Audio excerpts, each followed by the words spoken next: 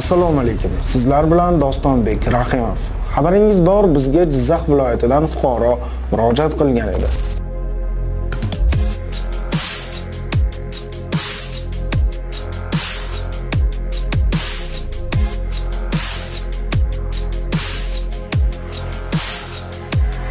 Spirtli ichimlik iste'mol qilganida gumonlanib, yo'l patrul xizmati xodimlari uning avtomashinasi ortidan quvib borgani va qo'rg'a qismiga tan jarohati yetkazganini iddao qilgan edi. Agar fuqaro bu yerda aybdor bo'lsa, body kamera ishtirok tomonidan chiqadi.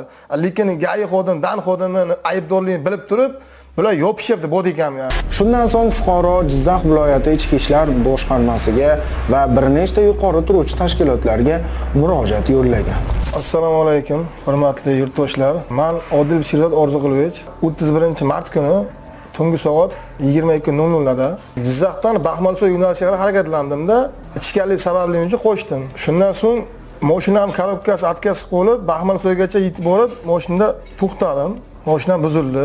GAI xodimi, familiyasini aniq bilmayman. 7-8 kishiga meni mashinadan majburlab tushirib olib, urib, suvga haqoratlab, qavurg'amni sindirib yuborishdi. Banisalarda yozib chiqdim. Fuqaroga berilgan xatda aytilishicha, yo'l patrul xizmati xodimlari noqonuniy xatti-harakat amalga oshirmagani, hammasi qonuniy bo'lganini ta'kidlab o'tilgan. Fuqaroning murojaati yuzasidan bir nechta yo'l patrul xizmati xodimlariga xizmat tekshiruvi o'tkazilgan. Yo'l patrul xizmati xodimlari tomonidan qonun buzilishi holati kuzatilmagani bayon etilgan.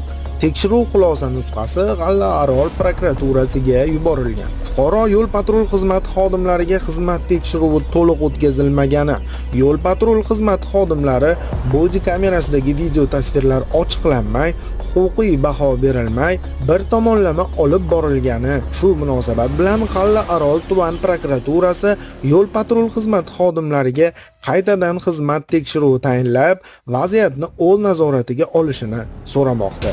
Ushbu holat yuzasidan Jizzax viloyati G'allaorol tuman prokuraturasi Jinoyat kodeksining 105-moddasi bilan jinoiy ish qo'zg'atdi.